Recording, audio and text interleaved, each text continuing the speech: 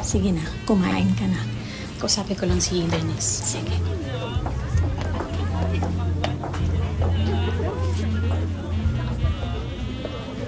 Okay ka lang? Kumain ka na ba? Nakailan na rin ako. Itong flower na to, sinubukan ko kainin. Malakas na ako rin. Pasensya ka na, walang sisig dito.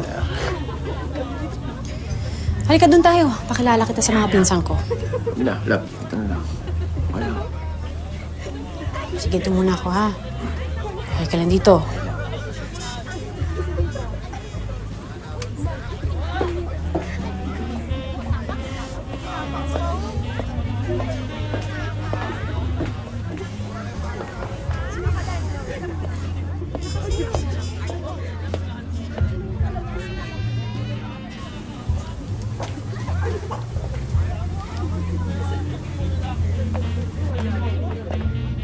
Maging matatag din Cody. pagdating ng mga maseryoso at matinding problema. Cody, you've met Dennis, my partner? Kanina. Babe, si Cody, ex ko. What school did you graduate? Undergrad. Brad, sa Holy Angel University, first year. Okay. What's your business? Business? Hindi, wala. Walang business. Work. Meron. Bartender. Bartender. As in waiter. Bakit? May problema ba? You know what, Miriam? You never fail to surprise me. Cody, can you please stop it? I'm sorry. Excuse us, ipapakilala ko lang siya sa tita ko. I'm sorry. What's your name again? Dennis. I don't think you deserve her. Tarantado! Tama na nga, Dennis! Nakakahiya! Cody! Cody, please! Miriam, what the hell is happening here? Dennis, tama na, nakakahiya. Umuwi na tayo. Una!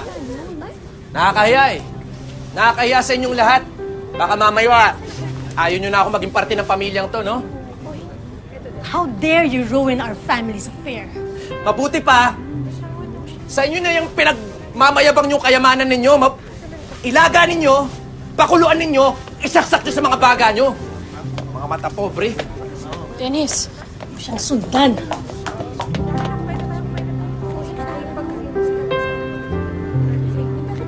Babe! Babe! Babe! Ano? Bakit mo ginawa yun? Tanong ka pa talaga? Kasalanan mo lahat to eh. Ba't di mo sinabi sa kanila kung ano talaga ako? Kasi alam ko, hindi mo maiintindihan. Pero para sa atin din yun. So okay lang kasi para sa atin. Sa tingin mo di pa rin masakit yung ginawa mo, ha? Alam ko, kaya nga gusto kong humingi ng apology sa'yo eh. Mas naiinsulto lang ako eh, lalo na dyan sa pamilya mo. Pero sana hindi ka nagpadala sa init ng ulo. Andun na ako, pre-novoke ka ni Cody, pero hindi ibig sabihin nun, papatulan mo din siya. Nakakahiya pa rin eh. Ayan, di lumabas yun yung totoo. Na pati ikaw. Miriam, kinakahiya ako. Wala akong sinasabing ganyan. Mahal kita, Dennis. Kaya nagtitiis ako kahit nahihirapan ako.